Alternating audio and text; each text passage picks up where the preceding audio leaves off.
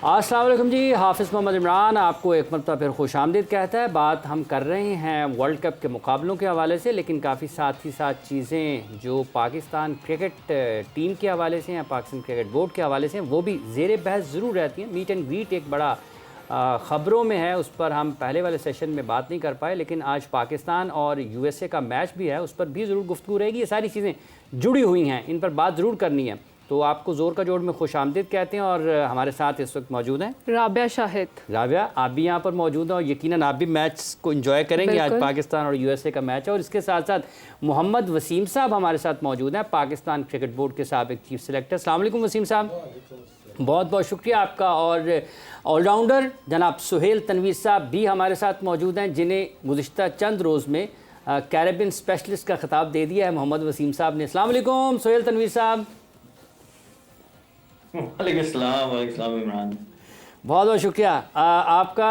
एक आपसे गुफ्तगू दोपहर में रह गई थी, वो भी करनी है। और अभी अभी वसीम साहब, ये जो मीट एंड ग्रीट है, ये जिसकी ख़बरें चल रही हैं अब पाकिस्तान में, आपको लगता है कि ये भी कुछ मिसमैनेज है, इसको कुछ बेहतर तरीके से डील किया जाना चाहिए, या फिर ये गैर ज़रूरी चीज़ें हैं जबकि आप वर्ल्ड कप जैसे इवेंट पर मौजूद हों? देखिए, कोई भी ऐसी चीज़ जिसका नेगेटिव इम्पैक्ट आपकी परफॉर्मेंस के ऊपर या आपकी जो प्रिपरेशंस हैं वो किसी भी इवेंट के लिए या किसी मैच के लिए, अगर उसका इम्पैक्ट नेगेटिव आ सकता है तो फिर आप वो रिस्क नहीं लेते हैं, क्योंकि टाइमिंग इम्पॉर्टेंट है हर चीज़ की।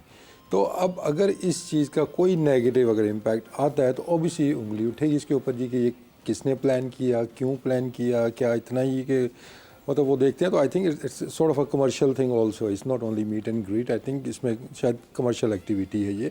तो क्या ज़रूरी था कि वर्ल्ड कप से पहले ऐसे क्या ज़रूरी था? हाँ, अब देखिए ना, इसमें एक चीज़ होती है कि ऑब्वियसली हम भी टीमों के साथ रहे हैं। सुहेल तो मेरे ख्याल 1200 टीमों से सुहेल भी खेले हुए हैं, 1200 टीमों से इतनी लीग क्रिकेट खेले हैं कि हर टीम के पास ये ऑप्शंस आते हैं। लेकिन end of the day what matters के प्लेयर्स कंफर्टेबल कहाँ पे हैं, कि क्या वो जाना चाहते हैं किसी एक्टिविटी में, किसी खाने पे, या वो प्रैक्टिस से आके अपना टाइम, रिलैक्सिंग टाइम गुजारना चाहते हैं, नेक्स्ट डे पे फोकस करना चाहते हैं। तो इट्स वेरी इंपॉर्टेंट कि प्लेयर्स की जो कंफर्ट है उसका ख्याल रखा जाए। ये नहीं कि किसी मैनेजमेंट में किसी बंदे को जी उसका कोई जानने वाला आ गया है, या आई एम नॉट सेइंग कि दैट इज़ द केस, लेकिन अगर ऐसा होता है, कई दफ़ा हमने देखा है कि किसी एक बड़े ओहदे वाला है या उसके कोई जानने वाले हैं, वो खाना देना चाहते तो आप ज़बरदस्ती लेके जाते हैं पूरी टीम को वहाँ पे। तो ये कल्चर से हटना होगा हमें कि जो टीम की रिक्वायरमेंट है, जो जिस चीज़ का पॉजिटिव इम्पैक्ट आ सकता है वो आप करें। लेकिन इसमें अगर, क्योंकि अब होता क्या है इसके अंदर हमारे कल्चर में कि जहाँ पे देखें टीम डिनर है और लड़कों को ऑप्शन दिया गया जी कि कौन कौन जाना चाहता है इसमें, 4 सीनियर आपके यहाँ कर देंगे तो नीचे वालों के पास ऑप्शन तो कोई नहीं बचा। वो ऑप्शन लेके फंसने वाली बात है। हाँ जी, देखा ना, ये तो बड़ा स्टार हो गया कि हम जा रहे हैं, ये नहीं जा रहे, तो बात वो दूसरी तरफ चली जाती है। तो you have to find the right balance कि इसकी टाइमिंग क्या है, क्या सारे जाना चाहते हैं, नहीं जाना चाहते हैं। तो आई थिंक जब जितने थोड़े दिन रह जाते हैं तो इस तरह की ऑफिशियल चीज़ें, ऑफिशियल ही हो गया ना कि इसमें ऑप्शन तो नहीं है ना कि इसमें कौन जाएगा कौन नहीं जाएगा। अगर सारा टीम के लिए आपने ये किया हुआ है तो इसका एक गलत इम्पैक्ट आ सकता है। लेट्स होप कि ना आए, इसका परफॉर्मेंस अच्छी हो। लेकिन आपको जो भी काम करते हैं आपको ये ज़हन में हो कि बाद में अगर आपकी परफॉर्मेंस अच्छी नहीं होती है तो वो चीज़ आपको बैकफायर करेगी, चाहे वो होटल वाला इंसिडेंट है, चाहे वो आपकी ये मीट एंड ग्रीट वाला है, यू नो बहुत सी चीज़ें इसमें फिर इस पे उंगलियां उठेंगी, भाई देखा ये इन्होंने वर्ल्ड कप से पहले किया था, इस वजह से हमारी परफॉर्मेंस का मयार जो है वो ख़राब हुआ। हमें ज्वाइन किया है जी इस वक्त वर्ल्ड कप के एम्बेसडर हैं, पाकिस्तान के साबिक कप्तान है, साबिक चीफ सेलेक्टर जनाब शाहिद खान आफरीदी साहब। अस्सलाम वालेकुम शाहिद भाई।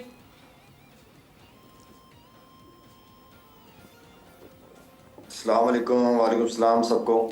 बहुत बहुत शुक्रिया, बहुत बहुत शुक्रिया। अभी शाहिद साहब ये बात कर रहे हैं, एक मीट एंड ग्रीट को हुआ पाकिस्तान टीम का। वसीम साहब का ये मानना है कि इस किस्म की चीज़ें ये तयन करना पड़ता है, ये फ़ैसला करना पड़ता है कि क्या वर्ल्ड कप के मैचेस से पहले आपको इस किस्म की एक्टिविटीज़ का हिस्सा बनना चाहिए या नहीं बनना चाहिए। आप समझते हैं कि वाकई कारकर्दगी इससे मुतासर हो सकती है, तवज्जो तकसीम हो सकती है, कुछ गुरेज करना चाहिए, बचना चाहिए?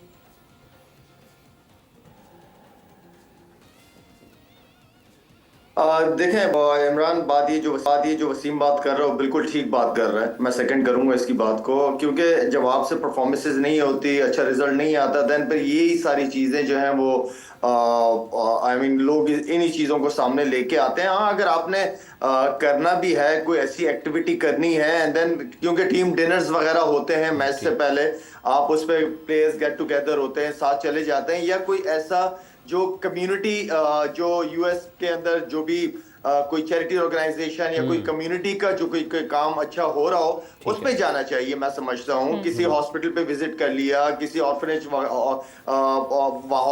हाउस चले गए आप वहां पे, तो आई मीन कि इस तरह की ये एक तो पाकिस्तान की रेपुटेशन पे बड़ा अच्छा पॉजिटिव इमेज बनता है इससे।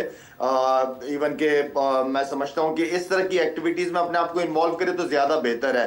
प्राइवेट डिनर्स वगैरह यही फिर बाद में, वही वसीम वाली बात से मैं एग्री करता हूँ, जब आप रिजल्ट नहीं आता फिर इस चीज को सामने रखा जाता है। ठीक है। अच्छा, कल मैच हुआ शाहिद साहब, इंडिया और आयरलैंड का। यकीनी तौर पर आपने उसमें कुछ देखा होगा। ये जो पिच है, इसको अभी वसीम साहब ने कहा कि डेंजरस है, तो लगे भी बॉल, आयरलैंड के बैटर्स को भी लगे, इंडिया के बैटर्स को भी लगे, 100 रन्स दोनों इनिंग्स में नहीं हुए हैं।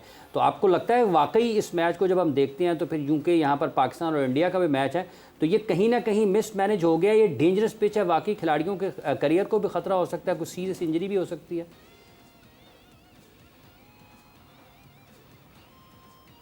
देखिए, आईसीसी बहुत बड़ा इवेंट है जी, बहुत बड़ा इवेंट है, और मेरे ख्याल में इसमें कोई भी ऐसी चीज जो है जो जिससे प्लेयर्स कंफर्टेबल, जैसे उस दिन जो आयरलैंड के प्लेयर कह रहे थे कि हमने ग्राउंड देखा नहीं था, प्रैक्टिस सेशन नहीं मिला, हमने मैच डे पे ही ग्राउंड देखा, तो ये सारी चीजें फिर अच्छा नहीं लगता, मजा नहीं आता, एक मैसेज अच्छा नहीं जाता।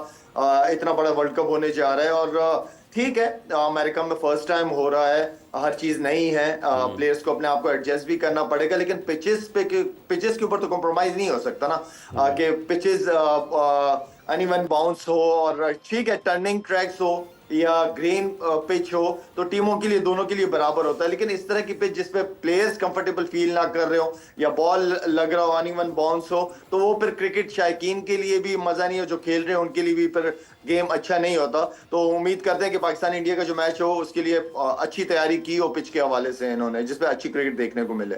ठीक है। सुहेल, तनवीर साहब, आपकी क्या राय है इन दोनों चीज़ों पर, जिस पर शाहिद आफरीदी साहब ने भी अपने ख्यालात का इजहार किया, फिर वसीम साहब भी शुरू में गुफ्तगू कर रहे थे। एक तो पिच बड़ी डेंजरस है, दोपहर में आपसे बात नहीं हो पाई थी, एक पिच के हवाले से, और ये जो एक्टिविटीज़ हैं बिफोर मैच, बिफोर टूर्नामेंट, आपके ख्याल में इसको किस तरीके से बेहतर अंदाज में मैनेज किया जा सकता है? जैसे शाहिद साहब ने कहा कि आप कोई कम्यूनिटी के लिए, पाकिस्तान के इमेज के लिए जो चीज़ें बेहतर हो सकती हैं, उसमें तो आप पार्टिसिपेट ज़रूर करें। देखिए, टीम डिनर्स डेफिनेटली होते हैं, हमारे टाइम पे भी होते हैं, पर शायद भाई मौजूद थे उस टाइम पे, स्पेशली यूएई में बहुत ज्यादा जब क्रिकेट होती थी, तो मैच से 1-2 दिन पहले यहाँ पे team dinner, official team dinner होता था। बट उसमें मेरा पॉइंट ऑफ व्यू है कि इसमें कोई कमर्शियल पॉइंट ऑफ व्यू नहीं होना चाहिए, एज लॉन्ग एज के there is no commercial activity. अभी जो हम बातें सोशल मीडिया पे देखी हैं, जो सुनी है कि जी वहां पे टिकट लगा हुआ था, ये नहीं होना चाहिए। अगर मीट एंड ग्रीट है तो वो कम्युनिटी मीट एंड ग्रीट होना चाहिए, एंड सेकेंडली ये ऑप्शनल होना चाहिए। आप अगर एज लॉन्ग एज के प्लेयर्स है कंफर्टेबल, जो जाना चाह रहा है वो चला जाए, जो नहीं जाना चाह रहा वो ना जाए, क्योंकि ये प्लेयर्स का स्पेयर टाइम होता है जिसमें वो जो किसी ने रिलैक्स, हर बंदे का रिलैक्स करने का अपना टाइम होता है। कोई बाहर घूम के रिलैक्स फील करते हैं, कोई अपने रूम में मी टाइम जो होता है उसको लेके, तो वो दे एंजॉय देमसेल्फ। तो हर इंडिविजुअल डिफरेंट होता है, तो प्लेयर्स का कंफर्ट देख के तो कोई भी डिसीजन जो है वो होना चाहिए। पर स्पेशली इसमें जो कमर्शियल पॉइंट है वो तो किसी भी सूरत नहीं आना चाहिए कि आप एक ऑफिशियल टूर के ऊपर हैं, आप ऑफिशियल टूर पे इस तरह की चीजें मेरे ख्याल में सूट नहीं करती हैं। और जब आपकी परफॉर्मेंस 19-20 होती है, तो जिस कल्चर में हम रहते हैं उसमें डेफिनेटली फिर लोग इसी तरह की पॉइंट्स ढूंढ रहे होते हैं, वो फिर आपके ऊपर एसोसिएट होती हैं चीजें, and you have no answer for that. लेकिन लाला, इस तरह की मीटिंग्स थोड़ी रिस्की नहीं हो सकती? क्योंकि अगर इस तरह की मीटिंग्स में कोई नाखुशगवार वाक़या हो जाता है तो अगले दिन परफॉर्मेंस पे भी तो फ़र्क पड़ सकता है। हाँ जी, बिल्कुल ठीक कहा आपने। इस तरह की चीजें हो जाती हैं, मेरे ख्याल में देखिए ये जो मैनेजर्स होते हैं इनके, उन्होंने ऑर्गेनाइज किया होता है, कोई पीसीबी की तरफ से नहीं होता। मैनेजर ने ऑर्गेनाइज किया हुआ होता है और प्लेयर्स हामी भरते हैं, तब जाके मैनेजर इस चीज को मैनेज करता है या प्रोग्राम ऑर्गेनाइज करते हैं। तो मेरे ख्याल में इसमें आई थिंक पीसीबी का बहुत इंपॉर्टेंट रोल है कि क्या पीसीबी को पता था इन सारे इवेंट्स का या अचानक हुए। अगर पीसीबी को पता था और कोई इस तरह का इंसिडेंट वहां पे हो जाए तो फिर तो मैं समझता हूँ कि पीसीबी पे इल्जाम आता है सारा। ठीक है, आगे बढ़ते हैं पाकिस्तान और यूएसए के मैच पर। शाहिद साहब, आप कैसे इस मैच को पाकिस्तान के लिए, जब हम अपनी माजी करीब की कारकर्दगी को देखते हुए आगे बढ़ रहे हैं, पाकिस्तान को एक अच्छे फ़र्क से मैच जीतना चाहिए, अपने ऐलान करना चाहिए अच्छी कारकर्दगी के ज़रिए कि एक निस्बतन कमज़ोर टीम के ख़िलाफ़ खेल रहे हैं? देखिए, कमजोर टीम तो मैं इस फॉर्मेट के अंदर किसी भी टीम को अंडर एस्टिमेट तो मैं करता ही नहीं हूं ना। कर सकते हो आप, हिस्ट्री है हमारे सामने, बड़ी छोटी छोटी टीमों ने बड़ी बड़ी टीमों को हराया है, तो ये मैच इंपॉर्टेंट है, ये बड़ा मैच है। और खासतौर पे जब आप पिच इस तरह की खेल रही हो जिसमें वो जो टुच्चे बॉलर, जिसे हमारी ज़बान में, क्रिकेट ज़बान में टुच्चे बॉलर कहते हैं, वो भी बड़े खतरनाक साबित होते हैं। तो आई मीन के आप बिल्कुल भी अमेरिका को, क्योंकि वो अपनी कंडीशन में यहीं पे प्रैक्टिस की हैं, यहीं तैयारियां की हैं, उन्होंने इन कंडीशंस का अच्छी तरह पता है, तो आप बिल्कुल नहीं कह सकते कि पहले तो मैं कहूंगा कि पाकिस्तान को मैच जीतना चाहिए। हाँ, कितने मार्जिन से होना चाहिए, क्या होना चाहिए, बात की बात है, लेकिन पाकिस्तान का पहले फोकस मैच जीतना है।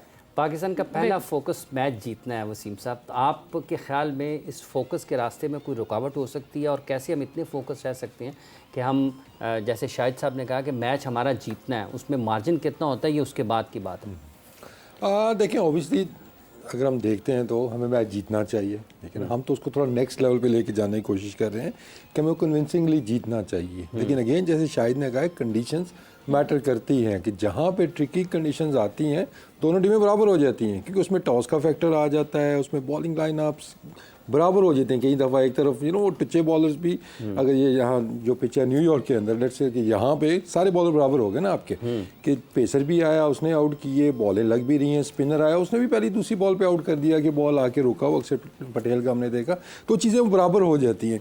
लेकिन आई थिंक जो डालिस का पिच है वो बेहतर पिच है, वहाँ पर हमने देखा हाई स्कोरिंग मैच पहले भी हुआ है।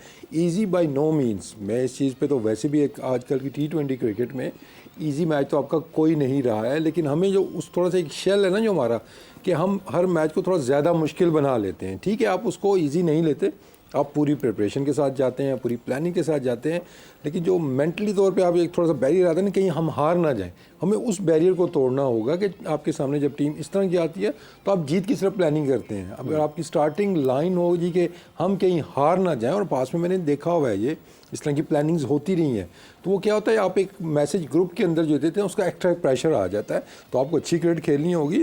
हम इसको डिस्कस इतना क्यों कर रहे हैं, क्योंकि आपको भी पता है, मुझे भी पता है, शाहिद को भी पता है, सोहेल सबको पता है कि यार ये इंपॉर्टेंट मैच है। नॉट ओनली कि हमारा वर्ल्ड कप का मैच है, बल्कि यूएसए की टीम को शायद मैंने कहा कि इंपॉर्टेंट मैच है, इंपॉर्टेंट मैच है उनकी टीम को देखते हुए कि वो अच्छा खेली है पहला मैच, तो हमें बहुत अच्छा खेलना होगा। अगर वो अच्छा खेलें तो हमें बहुत ज़्यादा अच्छा खेलना होगा। तो आई थिंक इंपॉर्टेंट है कि हमारी ओपनिंग अच्छी हो, और दूसरा हमें एक जो थोड़ी सी एक जो ढूंढ है ना हम कि बैटिंग में हमारा मैच विनर कौन है, क्योंकि रिसेंटली हमें किसी ने उस तरह मैचेस सिंगल हैंडेडली नहीं जिताए हुए हैं। तो may be this is the time कि आपके एक दो प्लेयर स्टेप अप करें, चाहे वो बाबर है, रिजवान है, या कोई मिडिल ऑर्डर में है, इसी तरह बॉलिंग में है, कोई बड़ी परफॉर्मेंस दे कि एकदम से एक मैच जिताए, ताकि जब इंडिया के मैच में हम जाएँ तो आपकी नज़रें हों भाई कि ये प्लेयर हमारे पास हैं और इसने हमें पिछला मैच जिताया हुआ है। ठीक है, इसी को मज़ीद आगे बढ़ाएंगे वसीम साहब। जो आपने कहा कि एक तो मेंटल बैरियर रहा जिस तरह से जिक्र किया है वसीम साहब ने, और दूसरा हम अपनी इस टीम में, इस प्लेइंग 11 में एक मैच विनर को ढूंढ रहे हैं बैटिंग के शोबे में। शाहिद भाई से ये ज़रूर जानने की कोशिश करेंगे कि क्या वाकई हम इतने इस्टेब्लिश क्रिकेटर्स की मौजूदगी में भी किसी एक को ढूंढ रहे हैं, और अगर वो नहीं है 4-4, 5-5, 6-6 साल की क्रिकेट खेलने के बाद भी कोई मैच विनर अगर हमें बैटिंग में नज़र नहीं आ रहा, तो ये किस हद तक हमारी जो वर्ल्ड कप की कैंपेन है उसको मुतासर कर सकता है। इस वक्फे के बाद बात करेंगे।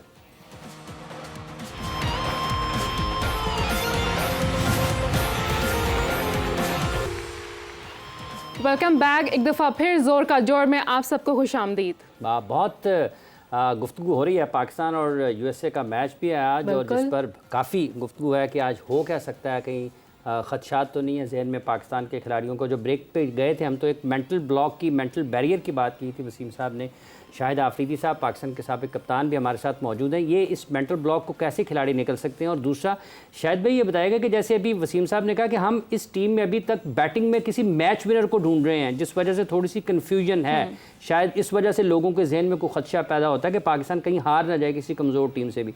तो क्या आपके ख्याल में रुकावट उसमें नज़र आती है कि क्यों हम इतने सारे एस्टैब्लिश क्रिकेटर्स की मौजूदगी में भी किसी मैच विनर को ढूंढ रहे हैं?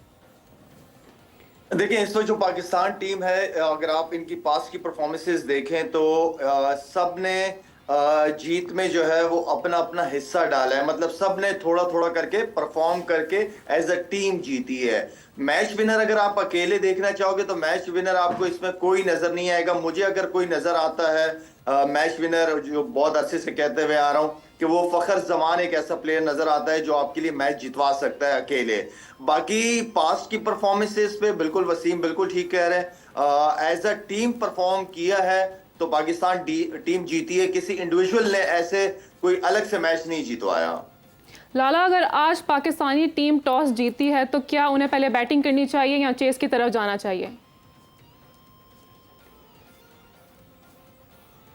खैर, मैं और आप तो यहाँ पे बैठे हुए हैं, ये तो बेहतर वही बता पाएंगे जो मैनेजमेंट है या कप्तान जो डिसीजन लेगा पिच देख के, एंड देन फिर वो डिसीजन लेंगे। जो भी डिसीजन लेना है उन्होंने वो उस टाइम के हिसाब से पिच को देख के डिसीजन लेंगे। वो मेरे ख्याल में इतना हमें अपनी टीम के ऊपर होना चाहिए कि चाहे वो बैटिंग आए पहले या बॉलिंग आए पहले, हमने ये मैच जीतने की कोशिश करनी है और जीतना है इंशाल्लाह। मैच जीतने की कोशिश करनी चाहिए। सुहेल तनवीर साहब, जिस तरीके से ये टॉस के हवाले से भी काफ़ी बात होती है कि पहले जाना चाहिए या बाद में जाना चाहिए, लेकिन ये जो मैच विनर हैं, जैसे शाहिद भाई ने जिक्र किया कि कंट्रीब्यूशन नज़र आती है आपको एज टीम, लेकिन सिंगल हैंडेडली कोई मैच नहीं जितवा, अगर हम नहीं जीत पाएँ तो इस चीज़ की कमी नज़र आती है। आपके ख्याल में इसकी क्या वजह है? कि वो कोई पोटेंशियल की कमी है, कोई माहौल वैसा नहीं बन रहा है, या फिर कहीं ना कहीं कुछ खिलाड़ी अपनी पोटेंशियल पर खेल नहीं पा रहे हैं?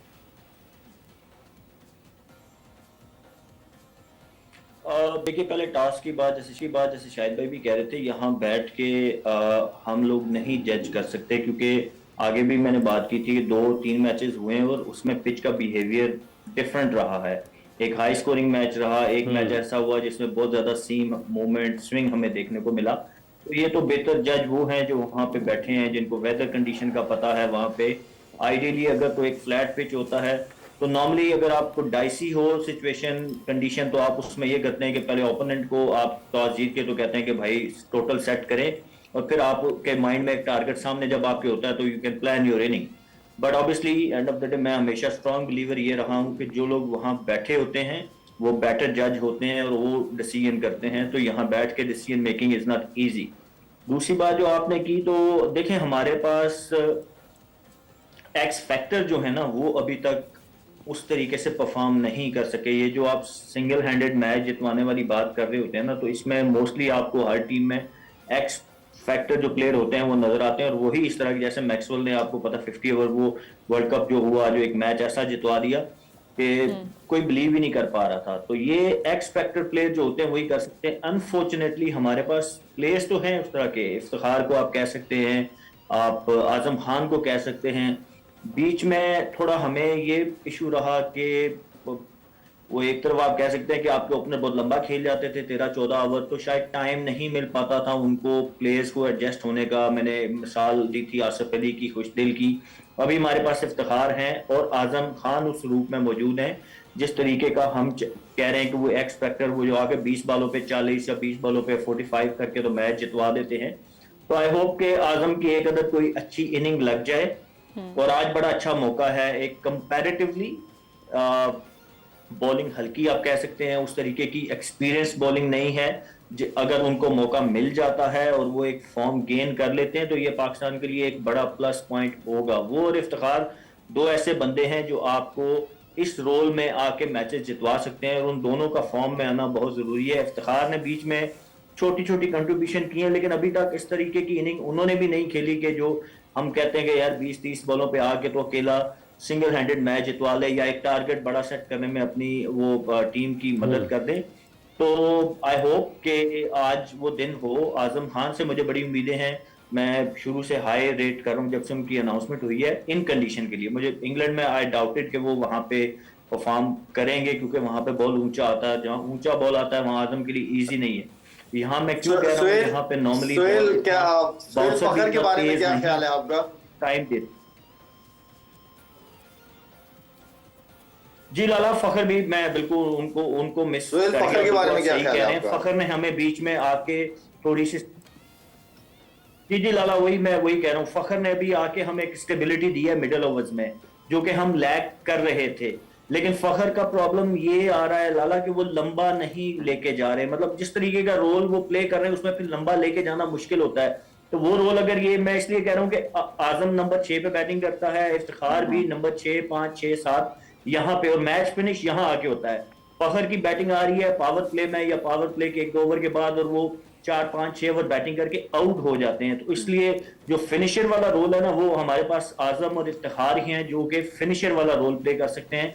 और फिनिश जहां मैच होता है ऑब्वियसली वहीं पे जो मैच जितवाता है, तो आप कहते हैं यार इस बंदे ने आके सिंगल हैंडेड हमें मैच जितवा दिया। तो इसलिए मैं एम्फसाइज कर रहा हूँ आजम खान पे और इफ्तिखार पे कि इनका फॉर्म में होना बहुत जरूरी है। आपने सारी जिंदगी लाला यही रोल प्ले किया, आपको पता है कि ऐसी सिचुएशन में आके अगर आपके पास 10 बॉलें भी, आप 10 बॉलों पे 25 करके मैच जितवा देते हैं, तो बंदा कहता है यार वो आके शायद भाई सिंगल हैंडेड मैच जितवा दिया। तो 6, 7वां नंबर ना बड़ा इंपॉर्टेंट होता है। इनका फॉर्म में आना, कॉन्फिडेंस होना, बड़ा इनका कॉन्फिडेंट होना बहुत जरूरी है हमारे लिए।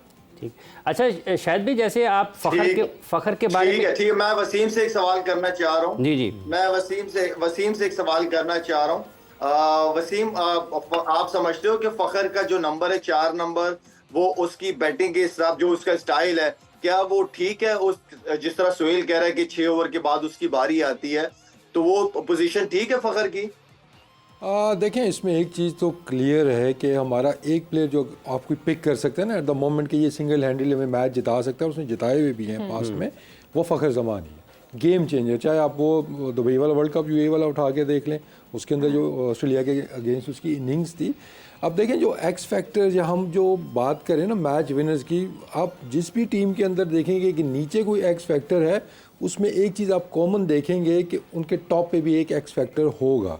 उनके दोनों ओपनर्स एक जैसे नहीं खेल रहे होंगे। ऑस्ट्रेलिया का है तो डेविड वार्नर है वहाँ पे, साउथ अफ्रीका है क्विंटन डिकॉक आपको नज़र आएंगे, इंडिया का है रोहित शर्मा आपको नज़र आएंगे। तो वो एक एक्स फैक्टर जब ऊपर आएगा, नीचे ऑटोमेटिकली आपके बनते हैं कि वो ऊपर वाला अगर लंबा जाता है तो वो मैच जिता देगा आपको, अगर वो लंबा नहीं जाता तो फिर नीचे वालों को खुल के खेलने का मौका मिलता है।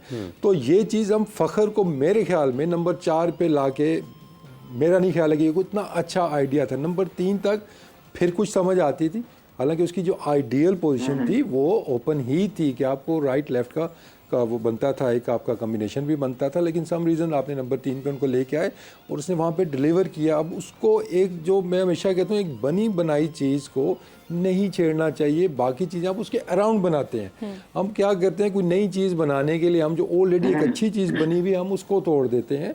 तो आई थिंक इवेंचुअली मुझे लग रहा है कि एंड पे जाके फ़खर नंबर 3 के ऊपर ही मुझे खेलते हुए नज़र आ गए हैं कि जो सूरत हाल चल रही है। तो आई थिंक इस टाइम अगर कहते हैं जी कि बेस्ट बैट्समैन आपका कौन है एट द मोमेंट टीम के अंदर, जिसकी करंट फॉर्म भी अच्छी है, वो फ़खर ज़मान ही है। आपके बाकी बैट्समैन आपके स्ट्रगल करते हुए नज़र आ रहे हैं। तो आई थिंक हम थोड़ा सा, जब हम प्लानिंग कर रहे होते हैं ना, हम एक डिसीजन करते हैं तो उसके आउटकम हम नहीं सोचते कि यार दूसरे को हिलाने से उसके क्या नुकसानात होंगे। Fakhar we all know is a team man, उसको आप बोलेंगे कि आप नंबर 9 पे भी खेलना है, वो खेल लेगा। लेकिन ये डिसीजन आप कर रहे हैं, तो आप जब एक तरीके से बात करेंगे ना, तो वो आपको फिर दिल की बात बताएगा कि नहीं जी मैं 3 नंबर पे या ओपन पे यहाँ पे कंफर्टेबल हूँ ना, तो कोई भी नहीं करेगा। तो आई थिंक जब ये कम्युनिकेशन जब एक तरफ से नहीं होती कि आपने इस नंबर पे खेलना है, क्या ख्याल है आपका, तो अब इसी वो कहेगा जी ठीक है जी टीम के लिए मैं खेलूँगा।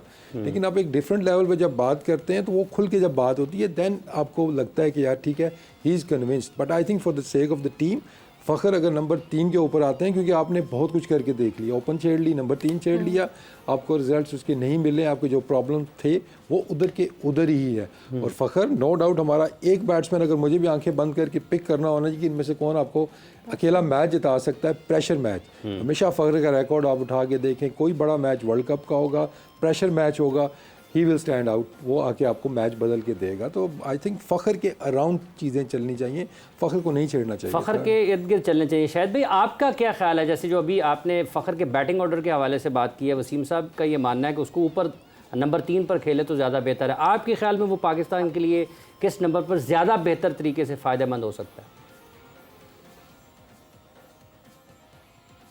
फखर या तो ओपनर या नंबर 3, उसको सर्कल में जितना यूटिलाइज किया जाए ज्यादा बेहतर है। अगर नहीं समझ आता तो फिर उसके बाद उसका नंबर फिर 6 नंबर ही बनता है कि जहां पे आपके पास लाइसेंस हो कि आपने हर बॉल जाके मारनी है। लेकिन क्योंकि मसला था ओपनरों का, तो ओपन में फिर आपके पास फखर अच्छी चॉइस है। नंबर 3 पे बाबर या रिजवान खेल सकते हैं, क्योंकि 3 नंबर पे एक ऐसा प्लेयर चाहिए आपको कि अगर खुदा ना खास्ता जल्दी आप गैम्बलिंग करते हो ना, आप चांस लेते हो, अगर आपकी जल्दी विकेट गिरती है तो आपके पास एक, मैं पहले भी कह चुका हूं कि बाबर से कंसिस्टेंट परफॉर्मर या पूरा एक प्रॉपर जेन्युइन बैट्समैन जो कि सिचुएशन को रीड करके एंड देन वो गेम को आगे लेके चल सकता है। तो इस तरह के जो प्लेयर होते हैं जो कि गेम को चेंज कर देते हैं शुरू के 6 ओवर में आपके लिए, या जो प्रेशर होता है नए बॉल का वो कम करने के लिए, आपको एक ऐसा, मैं तो कहूंगा कि पागल टाइप का बैट्समैन आपको ऊपर चाहिए होता है। ठीक है, एक वक्फा ले रहे हैं जो ये बड़ी अच्छी एक कॉम्पोजिशन सी हमारे सामने आई है। जैसे अभी वसीम साहब ने ये कहा है कि पाकिस्तान की टीम जो है इसको अगर अपने मैचेस को ज़्यादा बेहतर अंदाज में बैटिंग में से आपको मैच विनर्स निकालना है तो फ़खर का नंबर 3 होना चाहिए। और शाहिद साहब ने जैसे जिक्र किया है कि या नंबर 3 या नंबर 6, ये एक और पहलू है कि अगर आप नंबर 6 पर उसको लेंगे तो फिर उसके पास मारधाड़ का और जारहाना अंदाज से खेलने का भरपूर तरीके से उसके पास होगा। और ये भी एक चीज़ फ़ौरी तौर पर आपके दिमाग के ऊपर अटैक करती है कि वाकई अभी नीचे नंबर 6 पर फ़खर भी बैठा हुआ है। तो ये वो चीज़ें हैं जिनके ऊपर हम गुफ्तगू कर सकते हैं और इससे पाकिस्तान की क्रिकेट के लिए कुछ बेहतरी निकल सकती है। यहाँ पर एक वक्फ़ा ले रहे हैं, वक्फ़े के बाद आएंगे और फिर अपने मेहमानों से गुफ्तगू के सिलसिले को आगे बढ़ाएंगे।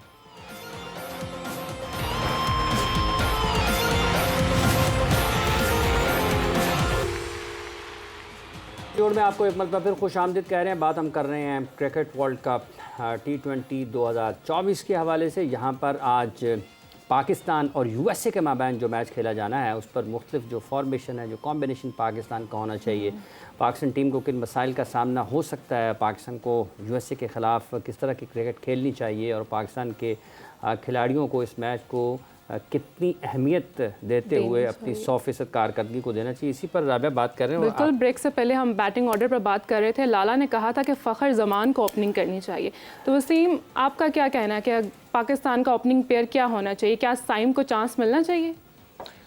देखें, एक तो इसमें अब एकदम से मुझे नहीं लगता कोई इतनी बड़ी चेंजेस वो करेंगे। दूसरा देखें, आप डिस्कस कर रहे हैं, आप कर रही हैं, मैं कर रहा हूँ, बल्कि सोशल मीडिया पे डिस्कशन यही जारी, ओपन कौन करे, प्लेइंग 11 क्या होनी चाहिए। तो दैट शोज़ कि अनफॉर्चुनेटली जो चीज़ें हैं हमारी 2-4 महीने 6 महीने पहले सॉर्ट आउट हो जानी चाहिए बड़े इवेंट से पहले, वो नहीं हो पाई है। तो ये कम्बिनेशन चल रहा होता ना तो आपको भी पता है कौन सी प्लेइंग 11 खेलनी है, कि एक स्पिनर एक्स्ट्रा आएगा, एक फास्ट बॉलर एक्स्ट्रा आएगा, बस एक आध चेंज पे डिबेट हो रही होती है। अभी तो अनफॉर्चुनेटली पूरे कंपोजिशन के ऊपर हो रही है जी कि किसने ओपन करनी है, बैटिंग ऑर्डर कैसा होगा हमारा, कौन खेलेगा कौन नहीं खेलेगा। तो आई थिंक ओपन, जैसे लास्ट मैच में जो एक इंडिया दिया गया था, एक वो कि एक इंडिकेशन जो हुई थी कि बाबर रिजवान वापस आते हुए नज़र आ रही हैं ओपनिंग स्लॉट के ऊपर। लेकिन अगर आई थिंक अगर साइम खेलते हैं तो ऑब्वियसली इनमें से एक किसी को फिर तो अपनी जगह छोड़नी होगी, क्योंकि साइम अभी नीचे खेलते हुए मुझे उस तरह नज़र नहीं आते हैं। उसमें एक चीज़ ये है कि अगर आपने देखा वो ना बेस्ट इस्तेमाल की अगर हम बात करते हैं जी कि फ़खर का बेस्ट यूजेज कहाँ पे है, तो वो तो डेफिनेटली नंबर पहले 3 के अंदर है, चाहे वो ओपन करे या फिर वो नंबर 3 पे आए। उसमें जो चेंज, मतलब बाबर अगर 3 पे खेल सकते हैं तो शायद फिर नंबर 4 पे भी खेल सकते हैं, कंसिडरिंग कि पिच कैसी है, सिचुएशन कैसी है।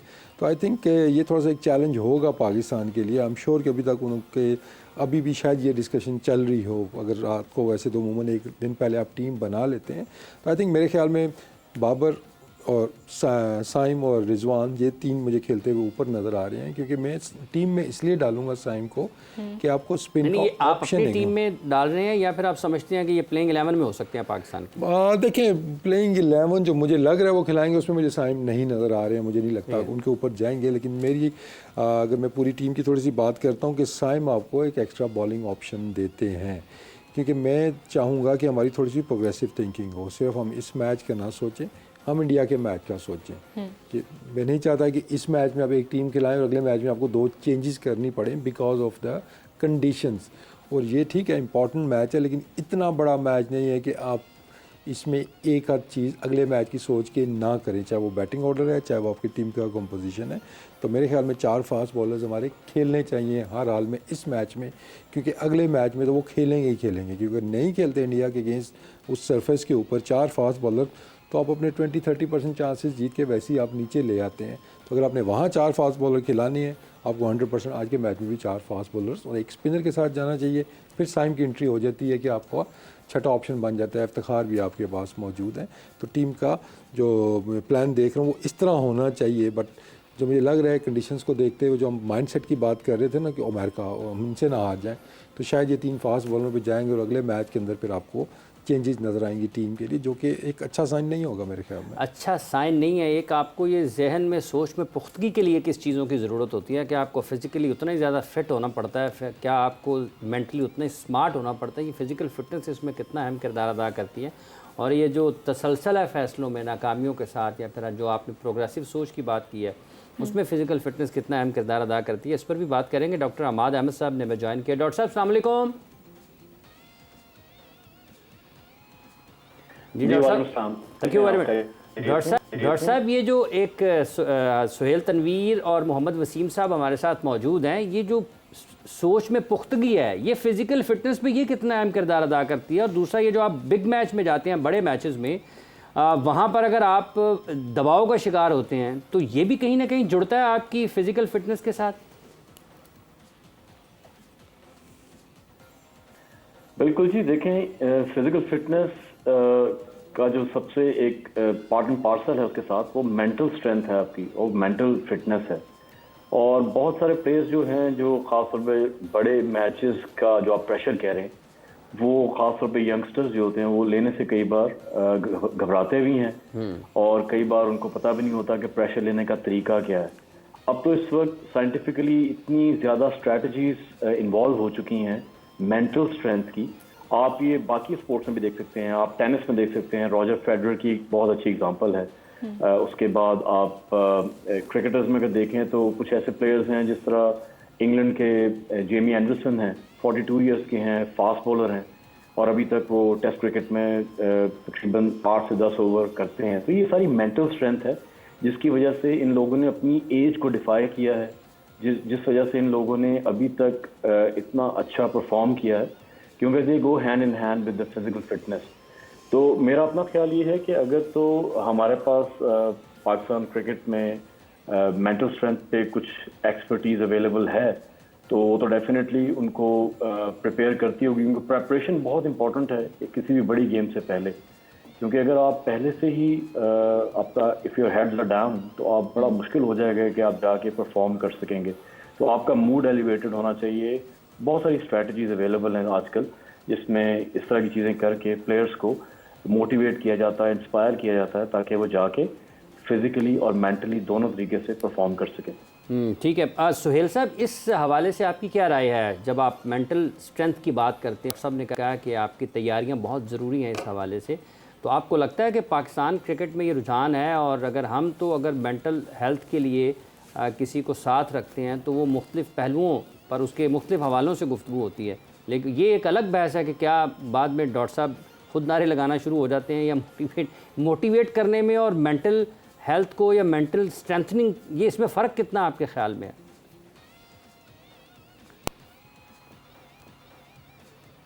देखिए, आजकल मॉडर्न डे में, कल भी डॉक्टर साहब ने बात की थी, मॉडर्न डे में चीज़ें बहुत ज़्यादा चेंज हो गई हैं। अब आपको बहुत सारे एस्पेक्ट को देखना है। सिर्फ पहले बैक इन डेज क्रिकेट सिर्फ स्किल बेस्ड गेम थी, अब आपको इसको साइंटिफिक तरीके से लेके चलना पड़ता है। तो obviously it's demand of the day. आप कह सकते हैं कि आपको you need people around, but for me I think, जैसे डॉक्टर साहब ने जिमी एंडरसन की मिसाल दी ना, तो ये हर प्लेयर डिफरेंट होता है। आप खुद अपने आप को कहाँ देखते हैं, ये बड़ा मैटर करता है। जैसे अभी अगर ऑन द अदर हैंड हम आजम खान की फिर वो मिसाल आ जाती है, आई डोंट लाइक उसको डिस्कस करना बार बार, स्पेशली उसकी फिटनेस को, बट वो कंपैरिजन में आप देखें ना, तो आजम न्यू के उसको पिछले 4-5 साल में ये मैसेज बार बार कन्वे किया गया है कि यार you need to look after yourself. Obviously वो शान मसूद की तरह सुपर फिट नहीं बन सकते, बट ग्रेजुअली इंप्रूवमेंट आनी चाहिए थी। ऑन द अदर जिमी की बात करते हैं तो obviously playing test cricket at the age of 42, 43, it's not easy. तो क्या है कि वो यहाँ से तगड़े हैं। समटाइम मैंने कल बात की थी कि फास्ट बॉलर जो होते हैं वो नॉर्मली क्रिकेट अपनी most of the time Nicholls के साथ खेलते हैं।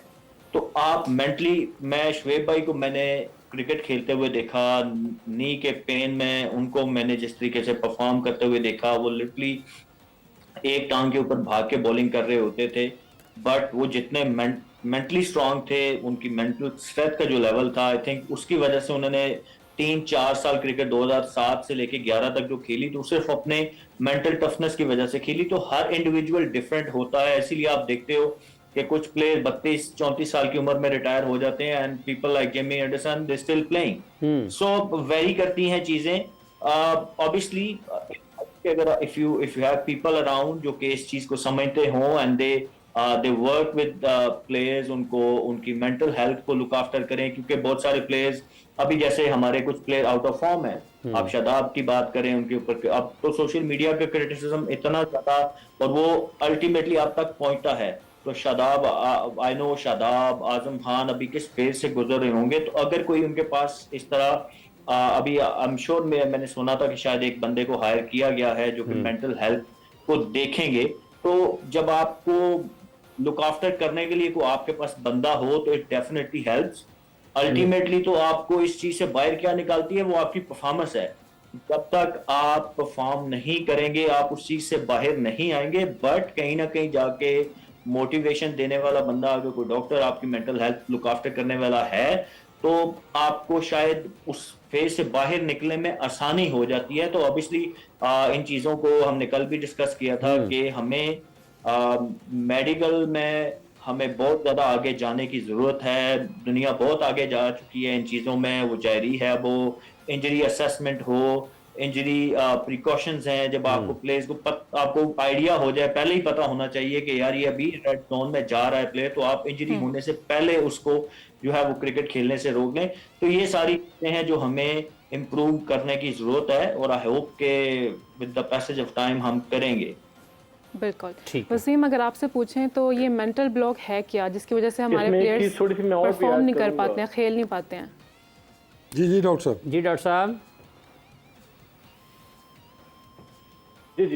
जी मैं असल में इसमें ऐड करना चाह रहा था एक और चीज़, वो ये है कि जब किसी प्लेयर को इंजरी होती है तो उसके बाद भी मेंटल स्ट्रेंथ और मेंटल प्रेपरेशन एक बहुत बड़ा रोल प्ले करती है।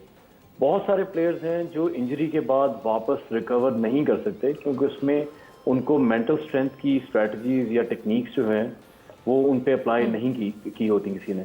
और आप अगर दुनिया क्रिकेट में भी देखें तो बहुत सारे प्लेयर्स ऐसे हैं जो बड़ा स्ट्रॉन्ग कम बैक करते हैं और वो सिर्फ इस वजह से करते हैं कि वो मेंटल स्ट्रेंथ इनकी जो होती है उस पर काम किया जाता है।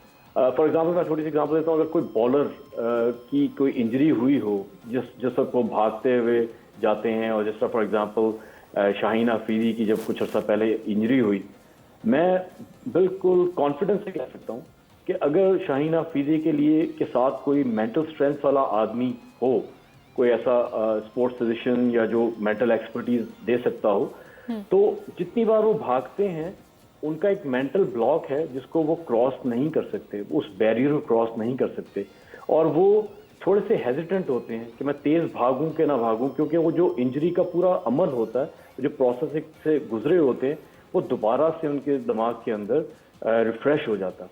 इसलिए बड़ा ज़रूरी कि इस चीज़ को अनवाइंड किया जाए, उनके साथ बैठ के उन स्ट्रैटेजी से बात की जाए जिस तरह से उनको ये इस मेंटल ब्लॉक से निकाला जाए। और भी बाकी प्लेयर्स जो इंजरी का सामना करते हैं उनके लिए बड़ा इंपॉर्टेंट है कि उनके लिए प्रॉपर एक रोल मॉडलिंग उनके साथ हो, उनके साथ पैप टॉक हो, उनके साथ इमेजरी हो। ये बहुत सारी टेक्निक्स हैं, साइंटिफिक टेक्निक्स जो हम यूज़ करते हैं और मैं बड़े कॉन्फिडेंस से कह सकता हूँ कि अगर ऐसी चीज़ हम अपने पाकिस्तान प्लेयर्स में भी इम्प्लीमेंट करें तो हमारे जो लोग अभी भी स्ट्रगल कर रहे हैं इंजरी के साथ, वो बहुत जल्दी वापस रिकवर कर सकते हैं। ठीक है डॉक्टर साहब, क्या यही वजह है कि शाहीन अपनी पेस को अभी तक मेंटेन नहीं कर पाए हैं?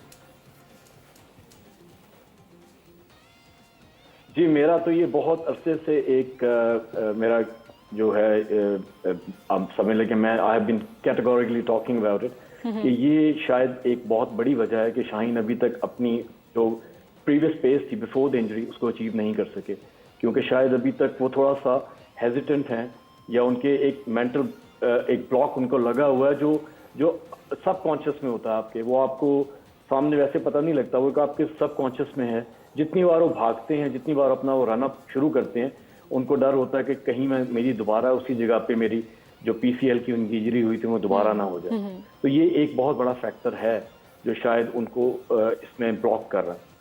ठीक है वसीम साहब, ये खासी जहनी सेहत के ऊपर गुफ्तगू रही है। पाकिस्तान और USA का मैच भी साथ ही साथ है, तो ऑस्ट्रेलिया भी जीत गया आज तो। बिल्कुल, ऑस्ट्रेलिया देखें एक बात अगर हम देखते हैं तो अगर वो जो एक्सपेक्ट उनसे कर रहे थे कि अच्छे मार्जिन से एक माइंडसेट, वो उन्होंने एक प्लेयर भी खिलाया, एक अपना स्टैब्लिश प्लेयर बिठा के आज नेथन एलिस शायद वो मैच खेले तो 2 विकेटें भी ली हैं। तो देखें वो साथ में प्रोग्रेसिव थिंकिंग जो हम बात कर रहे हैं कि वो साथ साथ चीज़ें आगे के लिए भी देख रहे हैं। तो देखिए मेंटल स्ट्रेंथ की अगर हम बात करते हैं, टफनेस की बात करते हैं, तो टॉप पे आपको नज़र आता है ऑस्ट्रेलियन टीम। उनका एक ऑस्ट्रेलियन टीम का जो एक एटीट्यूड है खेलने का, जो उनका एक माइंड सेट है, वो बाकी टीमों से उनको बिल्कुल डिफरेंट लेवल के ऊपर लेके जाता है। वो वर्ल्ड कप सबसे ज़्यादा क्यों जीतते हैं? कि उनको बड़े मैचेस जीतने आते हैं, उनको वर्ल्ड कप जीतने आते हैं, उनको फाइनल जीतने आते हैं। पाकिस्तान मतलब हमारी दुआ होती है कि हमारा नॉकआउट ऑस्ट्रेलिया के साथ ना आए, क्योंकि वो जहाँ पे भी आते हैं हम उनसे हार जाते हैं। वो नहीं, नॉट नेसेसरली कि हम वो स्किल्स के ऊपर हारे हैं, हम हारते मेंटल जो स्ट्रेंथ है उनकी, वहाँ का जो उनकी एक माइंड सेट है उसका फ़र्क आता है। और इसकी मिसाल दी जाती है कि ऑस्ट्रेलियन माइंड सेट होगा आप तो आप ज़्यादा अचीव करेंगे। तो ये एरिया एक ऐसा है कि जिसको इम्प्रूव करने की ज़रूरत है। देखिए कोचिंग में भी देखिए, अगर हम कोचेस की बात करते हैं, आधे से ज़्यादा हमारी जो जॉब है ना वो इन चीज़ों की है। हमने बैटिंग बॉलिंग नहीं सिखानी होती, उस वहाँ पे आपकी मैनेजमेंट काम आती है ज़्यादा, जो अपने प्लेयर्स को मोटिवेशन देनी है, जो उनके आपके कि प्ले टू प्लेयर वो वेरी करना है कि इससे मैंने परफॉर्मेंस कैसे लेनी है, इससे कैसे लेनी है। Not only in the nets, जो उनसे आप रूटीन में बातचीत करते हैं, उनकी जो प्रेपरेशंस होती है मैचेस के लिए, कंपटीशन के लिए, तो इस part of the coaching job. हाँ, जो साथ में एक्स्ट्रा आपके हेल्प आती है, एक्सपर्टीज जो आती है, जिनका एक ही काम है, वो ऑलवेज आपकी हेल्प करती है। पाकिस्तान टीम के साथ अभी अटैच हुए हैं कोई फॉरेन, उन्होंने आई थिंक साइकोलॉजिस्ट हैं जो उनकी हेल्प कर रहे हैं पाकिस्तान टीम की। लेकिन अगेन मैं कहूँगा कि ये चीज़ें निचले लेवल से होनी चाहिए, कि सिर्फ ऊपर वो चीज़ नहीं, निचले जब होंगी तो वो लड़के ऊपर जाके फिर आपको ज़रूरत ही नहीं पड़नी है, क्योंकि वो प्रिपेयर्ड हो के आया वो लड़का। तो आज का मैच की जो बात है, देखिए उसमें माइंडसेट, ये चीज़ें देखें जो आप बात कर रहे हैं कि वो शुरू कहाँ से होता है। शुरू आपकी जो पेप टॉक की हम बात कर रहे हैं ना, अगर कोच कहेगा वो हल्का नहीं लेना है इस मैच को, हम कहीं हार ना जाए, वो जो स्टार्टिंग लाइन है ना, for me that is disturbing, कि आप शुरू बात हारने से करते हैं, कि बजाय कि हमने जीतना है और हमें अच्छे मार्जिन से जीतना है, हम बात शुरू उधर से जब करेंगे तो प्लेयर के ऊपर वो प्रेशर आना शुरू हो जाता है। एक और बड़ी अहम बात है जो आपने जिसका जिक्र किया है कि जो आपका गुफ्तगू है शुरू वाली, वो बड़ा अहम किरदार अदा करती है। लेकिन अगर आप कहें तो एक वक्फा लेते हैं और फिर सर आप रुकने वाले तो हैं नहीं, मेरे क्या फ़र्क तो पड़ना नहीं। ले एक वक्फा ले रहे हैं जी नाज़रीन इकराम, वक्फे के बाद आएंगे और फिर अपने मेहमानों से गुफ्तगू के सिलसिले को आगे बढ़ाएंगे।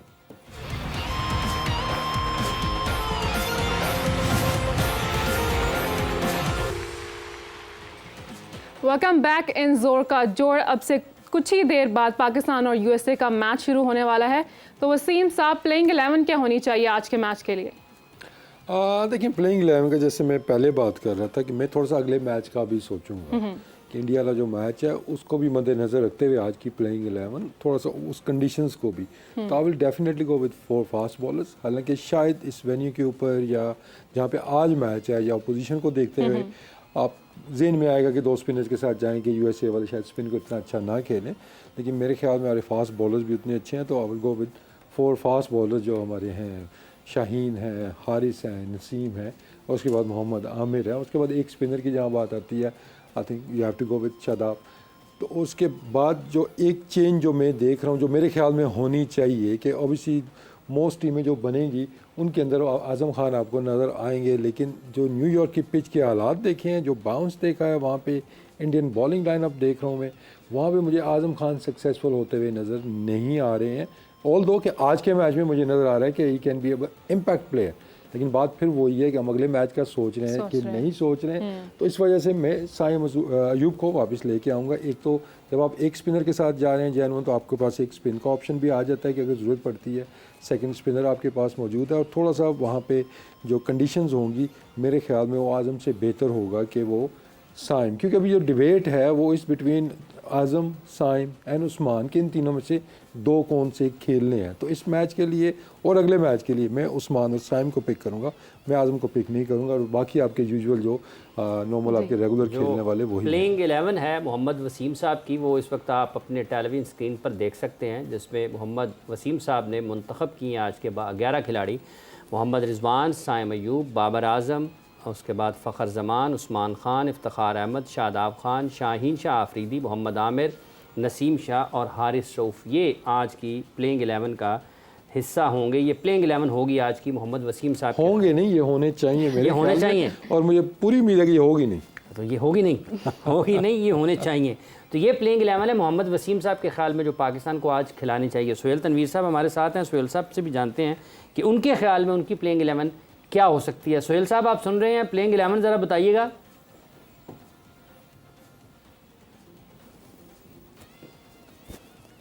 जी जी, मैं बिल्कुल सुन रहा हूँ। प्लेइंग 11 मैं भी I'll go with 4 fast bowlers. Reason is कि यहाँ पे मुझे लग रहा है कि ग्राउंड बहुत छोटा है और स्पिनर्स को इतनी मुश्किल होता है छोटी ग्राउंड में स्पिनर्स के लिए बॉलिंग करना, और कोई इतना ज़्यादा टर्न भी हमें देखने को नहीं मिला है। एंड देन वही कि नेक्स्ट मैच आपका जहाँ पे है तो यू वुड वांट कि आप अगर वहाँ 4 से जा रहे हैं तो आप जो चौथा सीमर जो भी है आपका वो मैच प्रैक्टिस उसको मिल जाए। तो 4 फास्ट बॉलर्स, मैं बैटिंग में I'll go with Azam and Usman in middle. और वसीम भाई जो बात कर रहे थे, आई एग्रीड कि वो जो लॉजिक दे रहे हैं, बट प्रॉब्लम इज कि अगर साइम ओपन नहीं करते तो फिर वो नीचे उनका फायदा नहीं। और फिर एक मैच के लिए या 2 मैच के लिए मैं नहीं कहूँगा कि वो आप ओपनिंग अपना जो आपका बाबर और रिजवान मेरे ख्याल में जो हम समझ रहे हैं कि वही होंगे, तो बहुत ज़्यादा आपको शिफ्टिंग करनी पड़ेगी, बैटिंग ऑर्डर ऊपर नीचे होगा। तो I would go with Azam, considering कि हमने आगे जहाँ पे मैचेस खेलने हैं वहाँ पे वो बहुत ज़्यादा यूजफुल हो सकते हैं। यस आई एग्री, कल वाला जो नेक्स्ट हमारा मैच होगा इंडिया के साथ, वहाँ पे आजम के लिए बहुत मुश्किल होगा उन पिच के, क्योंकि वी ऑल नो कि वो शॉर्ट पिच बॉल पे इतना अच्छा नहीं खेलते, but still I back him. और मैं चाहूँगा कि आपके जो वो प्लेइंग 11 जो आपने माइंड में एक बनाई हुई है सब टीम मैनेजमेंट है, वो उसी को बैक करें और उसके साथ जाएं। और 2-3 मैचेस के बाद आप कंसिडर करते हैं कि आपकी टीम अगर कोई लड़का परफॉर्म नहीं कर रहा 2-3 मैचेस के बाद, तो फिर आप चेंज की तरफ जाते हैं। तो मेरी प्लेइंग 11 ये होगी कि मैं Babar, Rizwan and then I'll go with Fakhar and then Usman Khan आएंगे, आजम है, शादाब है, इफ्तिखार है एंड देन 4 पेसर्स। 4 पेसर्स कौन कौन से हैं?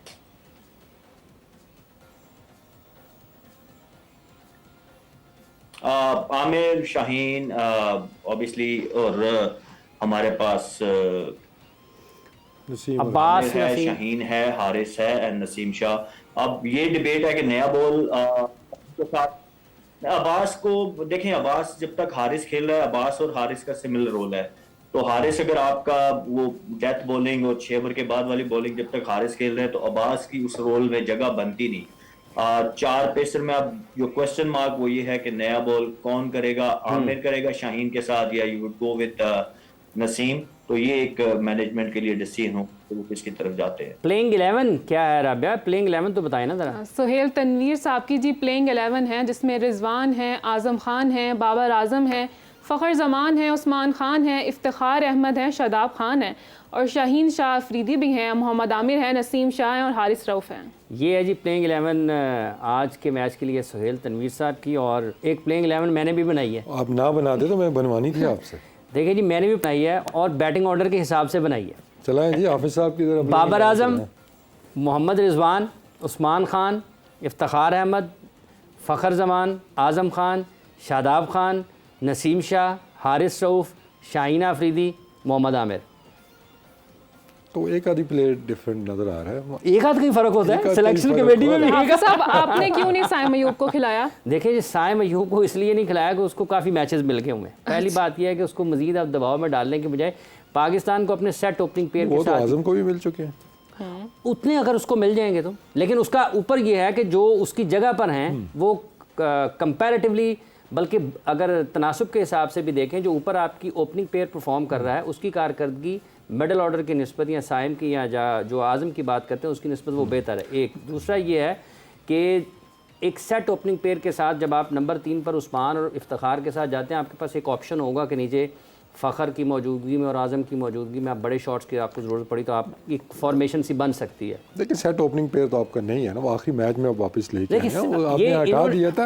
लेकिन इसमें जो आती है ना, इसमें सुहेल को भी ऐड करते हैं कि आई थिंक जो भी प्लेइंग 11 आज की बनती है, अनलेस के कुछ कंडीशंस ऐसी आ जाएं कि जहाँ पे बिल्कुल ही आपको लगा कि चेंज करना ही करना है, we have to back our team. जो प्लेयर्स हैं स्पेशली बैटिंग के अंदर, कि लेट्स से कि आज़म को आज आप खिलाते हैं, उससे परफॉर्म नहीं होता और अगला मैच खेलता है जहाँ पे मोस्ट लाइकली हो सकता है कि उससे परफॉर्मेंस ना हो, तो आप एकदम से फिर डिस्कार्ड ना करें। यही होता है कि जब आप सेटल आपकी एक टीम जेन में होती है तो उसको आप प्रॉपर, जैसे भी सुहेल ने भी कहा कि आप 2 3 4 मैचेस देते हैं, ऑब्वियसली जब रिजल्ट्स भी ठीक आ रहे हो आपके तो फिर आप वो चांस देते हैं। ये नहीं कि एक मैच की परफॉर्मेंस पे या 2 मैचों की परफॉर्मेंस पे आप लड़कों को डिस्कार्ड करना शुरू कर दें, वो भी इतने बड़े इवेंट के अंदर।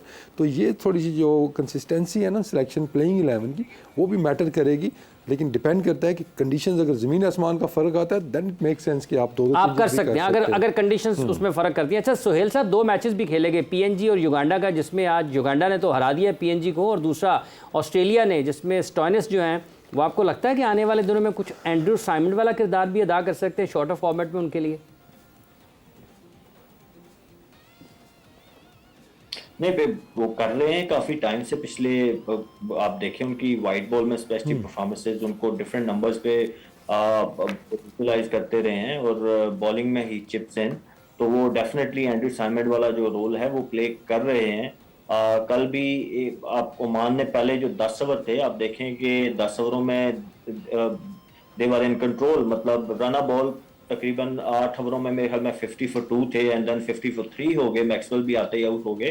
तो वहां पे स्टोइनिस ने जिस तरीके की इनिंग खेली, वो ऑब्वियसली एक हेल्दी साइन है मिडल ऑर्डर के पॉइंट ऑफ व्यू से स्पेशली, और उनका फॉर्म में होना इसलिए जरूरी है कि वो लंबी हिट मार सकते हैं, स्पिनर्स के अगेंस्ट बहुत अच्छा खेलते हैं, और स्पेशली वेस्ट इंडीज में उनके मैचेस हो रहे हैं और सुपर 8 भी वहीं पे होना है।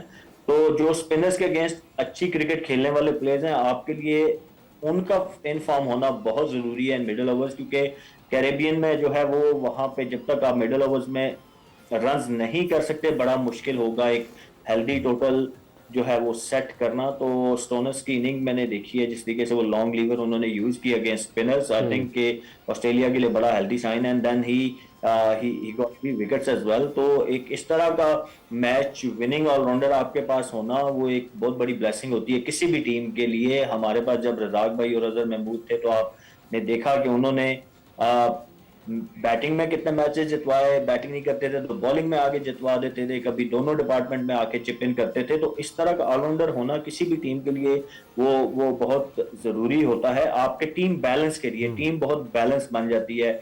अब जैसे हम जरूरत जब पड़ती है तो हमें 4 पेसर खिलाने हैं, तो हम प्रॉपर 4 फास्ट बॉलर्स के साथ हमें जाना पड़ता है, क्योंकि we don't have that luxury जो स्पिन डिपार्टमेंट में तो है, शायद शादाब के होते हुए हमारे पास है। और शादाब आप देखें इसी वजह से टीम में बार बार आते हैं और कोई भी उनको रूल आउट नहीं करता, प्लेइंग 11 से बाहर नहीं निकालता। इवन मैंने भी, हालांकि उनकी फॉर्म देखें किस तरीके की चल रही है, बट जो वो ऑफ करते हैं टेबल पे, वो किसी भी कोच और कैप्टन के लिए बड़ा मुश्किल है कि वो बड़ा मुश्किल है। सुहेल, आपका बहुत बहुत शुक्रिया, आपने इस हवाले से अपने कि एक आप बैलेंस बन जाता है जब आपके पास एक ऑलराउंडर हो जो कि दोनों शोबों में खेल के, अगर आप उसको बैटिंग एक बैट्समैन की हैसियत से मुंतखब करना चाहें तो आप उसमें कर लें, अगर आप एक बॉलर की हैसियत से करना चाहें तो उसमें कर लें। और 4 फास्ट बॉलर्स वाली जो बात है, अगर हम करेंगे तो हमें बिल्कुल 4 के 4 अपने स्पेशलिस्ट फास्ट बॉलर्स के पास जाना पड़ेगा, हमारे पास वो सहूलत नहीं है। अच्छा, साथ ही साथ ये पीएनजी और युगांडा का भी मैच हुआ है जनाब मोहम्मद वसीम साहब, वो तो पीएनजी हार गई। सारी प्रेडिक्शंस आपकी मेरी सबकी गलत हुई। मैं तो युगांडा के साथ था। नहीं, सबने पीएनजी पे किया था। वो भी चार्ट सामने आ जाएगा, पता चल जाएगा आपको। चार्ट में तो तब्दीली भी हो सकती है। हाँ, लेकिन अगर आप देखते हैं ना, उन्होंने बेहतर क्रिकेट खेली। वही हम बात कर रहे हैं कि ऑन अ डे जो भी टीम बेहतर खेलेगी तो ऑन पेपर जो उनकी टीमें नज़र आती है ना, उसमें ज़मीन आसमान का फ़र्क नज़र आता है। जैसे भी सुहेल ने जो मिसाल दी है कि सुबह पहले 8-9 ओवरों में लग नहीं रहा था कि ऑस्ट्रेलिया का मैच हो रहा है ओमान के साथ, वो कंट्रोल में नज़र आए और लग रहा था कि शायद ये कम रन ही बनेंगे। लेकिन वहीं पे एक्सपीरियंस और आपका जो होता है ना क्वालिटी प्लेयर जब स्टेप अप करते हैं, वही हमें डिफरेंस नज़र आया है। तो आई थिंक कंपटीशन के लिहाज से अच्छा है। अब डिबेट तो ऑब्वियसली ये चल रही है जी, कई लोगों को इतराज़ हो रहा है जी बहुत ज़्यादा मैचेस हो रहे हैं, हमारे पास इतना टाइम नहीं है। लेकिन आई थिंक अगर आप क्रिकेट की डेवलपमेंट देखते हैं कि ग्लोबलाइज करने के लिए या इन चीज़ों को, तो एक डिफरेंट एक फ्लेवर लेके आते हैं एसोसिएट मेंबर्स, और जिसका वो सबसे बड़ा फ्लेवर देख लें, आप भी नर्वस हैं, मैं भी नर्वस हूँ, बहुत सारे लोग नर्वस हैं आज के मैच को लेके। डॉक्टर साहब ज़रा मुख्तसर से बताइएगा, बिल्कुल हमारे पास बहुत कम वक्त है, आपके ख्याल में ये जो मोटिवेशन है, मोटिवेशनल स्पीकर या मोटिवेशन करना किसी को मुतहर्रिक करने के लिए चंद अल्फाज की अदायगी और मेंटल स्ट्रेंथ, ये दोनों कितना मुख्तलिफ हैं या नहीं है? ये तकरीबन दोनों चीजें जो है एक प्रैक्टिकल है और एक थ्योरेटिकल है। तो बेसिकली तो दोनों को आपने एक चीज है जो आप थियरी में है और उसको फिर इम्प्लीमेंट करना, तो वो प्रैक्टिकल बन जाती। तो मेरा तो यही ख्याल है कि मेंटल स्ट्रेंथ और motivation they go hand in hand, दोनों चीजें जो हैं वो साथ ही साथ चलती हैं। दोनों चीज़ें प्लेयर के लिए बहुत ज़रूरी हैं। बहुत बहुत शुक्रिया आपका डॉक्टर अमाद साहब, आपने अपना वक्त दिया। जनाब मोहम्मद वसीम साहब, आप यहाँ, आपका बहुत बहुत शुक्रिया। और शो खत्म होने से पहले मेरे ख्याल में हमें प्रेडिक्शन तो लेनी चाहिए ना आज के मैच की। आज भी अगर आपको प्रेडिक्शन की ज़रूरत है तो फिर तो आज तो कोई प्रेडिक्शन नहीं होनी चाहिए। कितना स्कोर होता देख रहे हैं वसीम साहब? देखिए, अगर पाकिस्तान पहले बैटिंग करता है तो आई थिंक पाकिस्तान को 200 के अराउंड या इससे ऊपर रन करना होगी, कंसिडरिंग कि वैसे ही पिच होता है और नोइंग के यूएसए के बैट्समैन की जो स्किल्स हैं वो चेज़ 160-70 वो आराम से कर सकते हैं। तो हमें अपना ज़रा पार स्कोर ऊपर ही लेके जाना होगा। ठीक है, बहुत बहुत शुक्रिया वसीम साहब आपका, और सबसे ज़्यादा आपका शुक्रिया जो कि लोग इस वक्त हमें देख रहे थे। आप सब लोगों का बहुत बहुत शुक्रिया। प्रोग्राम का वक्त ख़त्म हो चाहता है। हाफिज़ मोहम्मद इमरान और राबिया शाहिद को इजाज़त दें। आपसे कल दोबारा मुलाकात होगी। अपना बहुत सा ख्याल रखें। अल्लाह हाफिज़।